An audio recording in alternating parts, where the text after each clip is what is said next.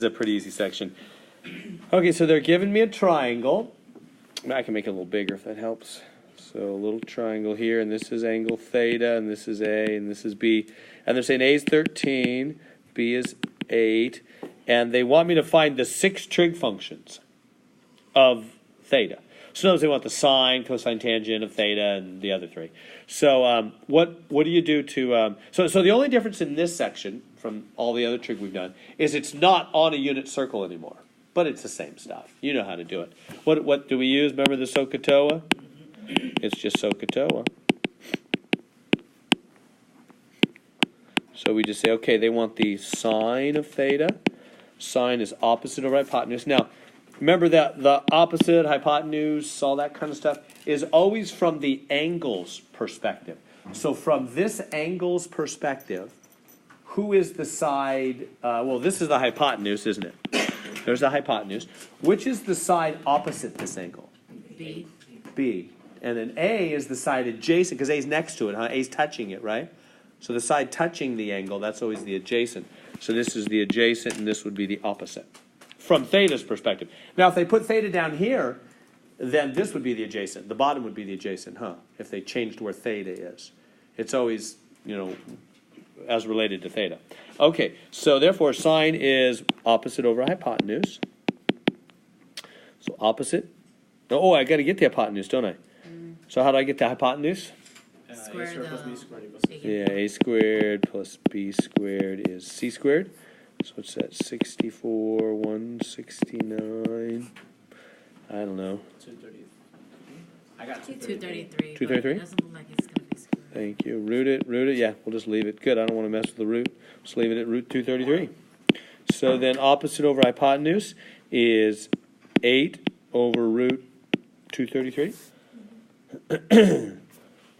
Excuse me. But, you know, we can't leave a root in the bottom. So we've got to fix that. We've got to multiply top and bottom by root 233. And that gives us 8 root 233 over plane 233, doesn't it? So there's the sine.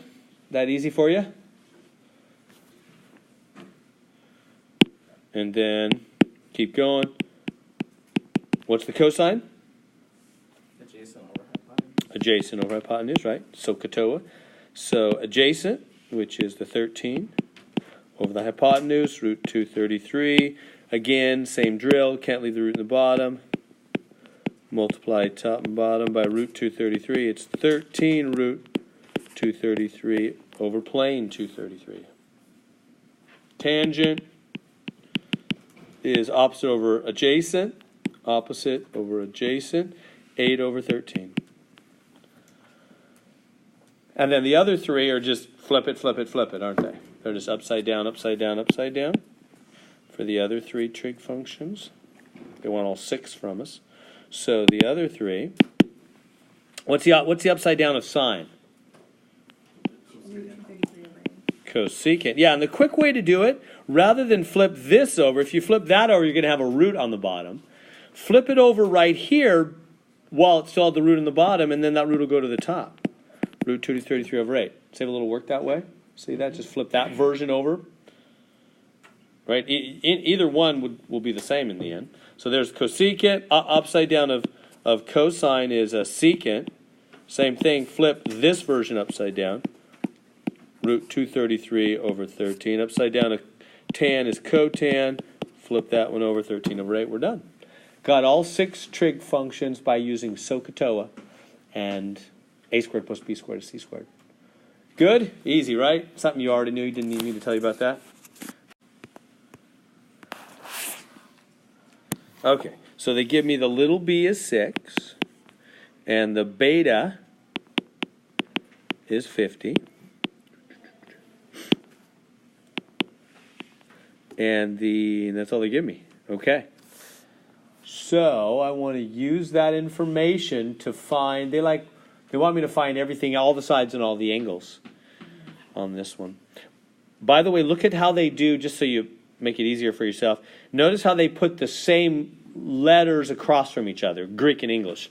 What I mean is, let me kind of erase this. See how the B is across from the B? I mean the Greek beta is across from the English B, and the A and the alpha are across from each other. They always do it that way, so you know what's what. So the A is across from A, the B is across from B. They're just doing Greek letters for the angles, but whatever, same thing. So this is 50 degrees, this is 6. Okay, so what should we do to find all the sides and all the angles? Alpha should be. Yeah, let's find this angle first off, huh? And how do we do that? How do you guys know you guys are right? How do you know right away? Because the right angle. 180. 180. Yeah, every triangle, all triangles hold 180. Not just right triangles, every triangle holds exactly 180. Yeah, and this is 90 here, so we have 90 and 50, so that's 140, so then subtract from 180. The other one's got to be 40, doesn't it? So this angle is 40. Yeah, the other two have to make 90 because then the 90 is 180, huh? Good so far? So we got that angle, and now that we have those, we can start getting the sides. How can we get side little a there? What can we do to? We could. If you know the law of sines, feel free to do that. I'm going to use the sine, cosine, tangent thing because that's what we've been over. So how am I going to do it? So you need some trig relationship. There's actually a few options. Some trig relationship that involves A and B. Now, why am I saying A and B and not C? Well, because I don't know what C is. I don't want two unknowns. You know what I mean? I don't want to use A and C because there'd be two things I don't know. That won't help. I only want one unknown, huh? So I'm going to use A and B, which I do know, and then one of the angles. You could use the 50, the 40, whatever. I could use the 50, let's say. Either one will work fine. So what trig relationship involves, two things we know, the 50 and the side that's 6, and then one thing we don't know, the A. So that would be, from his perspective, this would be the adjacent, and this would be the opposite, wouldn't it? So what is, remember SOHCAHTOA, which one involves O and A? Tangent does, huh? Tangent involves O and A. So I could say the tangent of 50 is opposite over adjacent is 6 over the little a. Is that good? And then use your calculator for tangent of 50. This is a round, it's a calculator problem. So make sure you're in degree mode. I am not in degree mode. Okay. Now I am. So tangent of 50, I'm getting 1.19175 is 6 over little a. Now, how do I solve that for little a? Multiply a to the left. Yeah, side. multiply both sides by the little a. Little a, boom. So little a times 1.19175 equals 6. And last step to get the little a alone is divide by the 1.19175.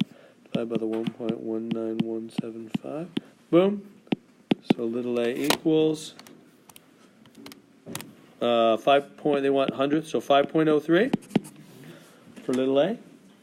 Right, good there. So we got little a. So that's 5.03. We've got little b. Only thing left is little c.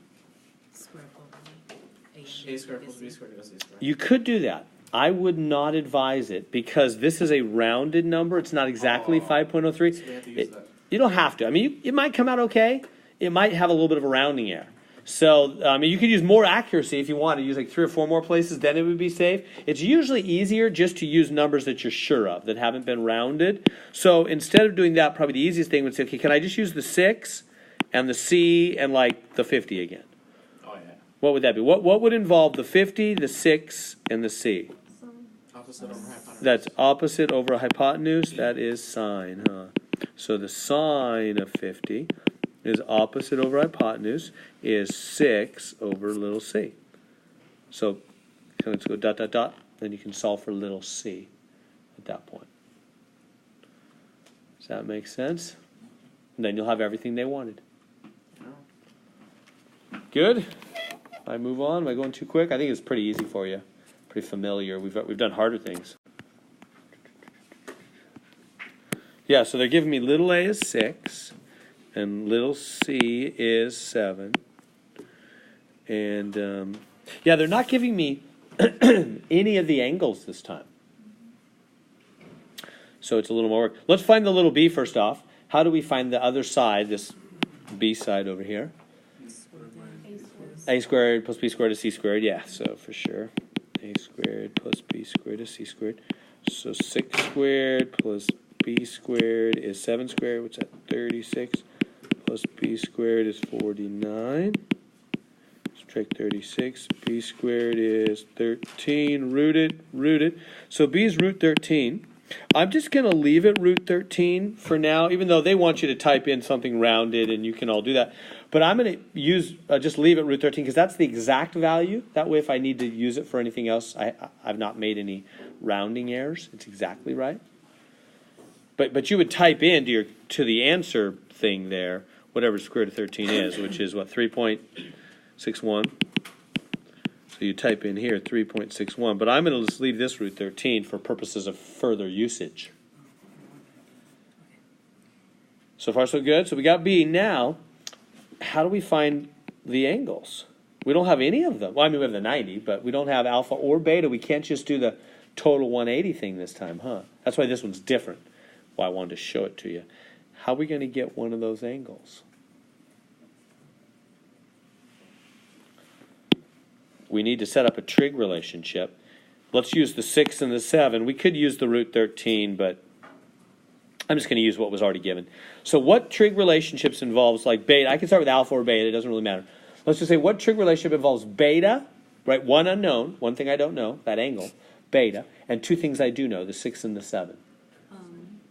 So that from beta's perspective, this is the opposite side, the adjacent side's right next to it, and this is the hypotenuse, right?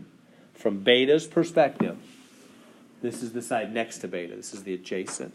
So I'm talking about adjacent and hypotenuse. So write out SOHCAHTOA again. Which one involves adjacent and hypotenuse? Cosine. So the cosine of beta is adjacent over hypotenuse. So the cosine of beta is adjacent 6 over hypotenuse 7.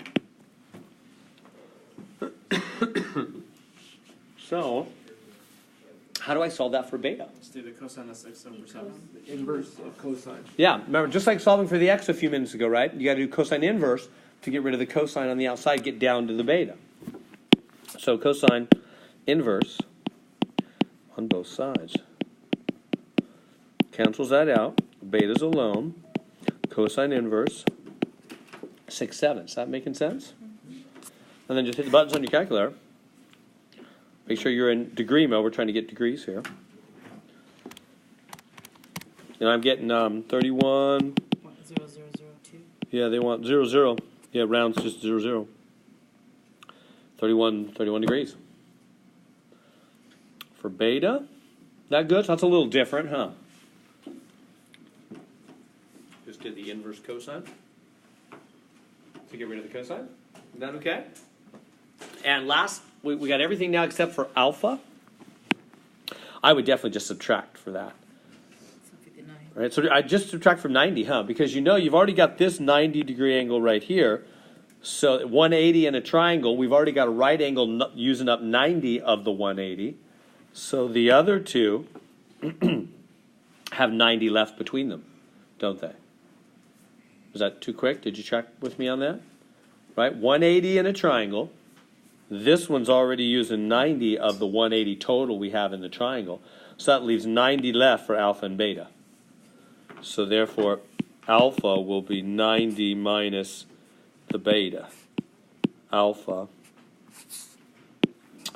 will equal 90 degrees minus the 31 degrees.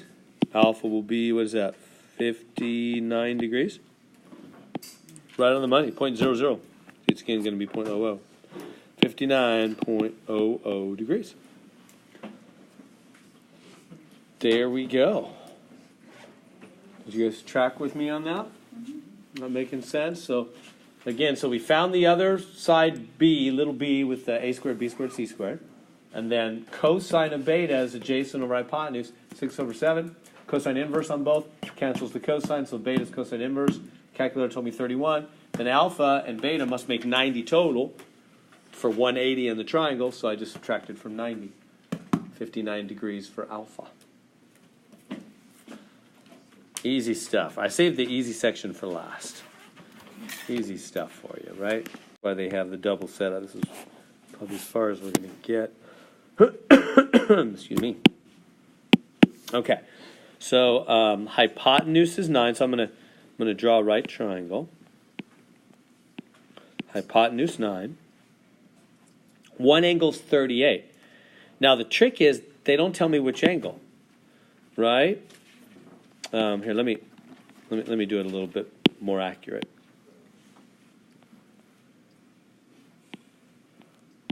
Just 9. Which one of those looks like the 38-degree angle? The one on top. The one up here, because 38 is small. It's less than 45. Huh? That looks like the 38. But it could also be, instead, that they made it. They made this the 38. So we don't know which one's the 38 is the problem. They just said one angle's 38, find the length. Oh, no, that couldn't be, could it? The length of the shorter leg. Oh, no, I'm just being silly. No, if one of them's 38, then the other is what, 52? No, that can't be. What I'm saying is crazy. Did you see that? It can't be the smallest corner of 52. Yeah, right. Because 38 is small. 38 smaller, yeah. You guys with me? Yeah, with Raul, he's right. The smaller one has to be 38, because 38 subtract from 90, right? The other two have to total 90, because we've already got a right angle using up 90. Leaves 52 for the other one. So the other one's bigger than 45 degrees. It's bigger than 38. It's 52. So 38 has to be the smaller one. Whichever way you draw it, I hope I didn't confuse you by the drawing thing, because you might say, well, what if it is drawn differently? Like, what if instead they have it like this, and the smaller one's over here? Okay, well, that's still fine. The smaller one's over there. That's the same triangle. If I just take this thing and flip it and turn it up, it's that one. Those are the same triangle, really. They're just situated differently. They're not different triangles. So either one will work fine. So we just say, okay, this is the shorter side, isn't it? And this is the longer side. This is the hypotenuse. How do I know? Shorter sides are always across from shorter angles. Like I said, we already computed this angle must be 52 for those two to make 90. So 52 is bigger than 38. So across from 52, across from the bigger angles, the bigger side. Across from the smaller angles, the smaller side. And then, of course, there's always the hypotenuse, which is the biggest of all. Let me say that again. Let me show you with my hands. An angle opening makes the side opposite bigger, doesn't it? Right? Can you see what I'm doing there with my hands? Right? So as I open an angle, what gets bigger? The side opposite gets bigger, doesn't it? So any opening of an angle affects the side opposite it. So when you have a triangle, the biggest of all three is the 90, and that's the across from its hypotenuse, the biggest of all three. The medium's the 52, and the smallest is the 38. So they always go in correspondence with the side opposite the angle. Luis? You can't have a little angle on the big side. You can't. Not across from it. No. The angle, the side across from it will always correspond. Yeah, so it always, without exception, in every triangle, the biggest angle, across from it, you'll find the biggest side. The medium angle, across from it, you'll find the medium side. The smallest angle, across from it, you'll find the smallest side. It's got to be, because the opening affects the side across. All right, so with that in mind, then, we just do some kind of sine, cosine, tangent thing here. So what would that be? How do we find the shorter? Let's do the shorter. And the hypotenuse is 9. Oh, we're running out of time. So we'll finish this one up next time.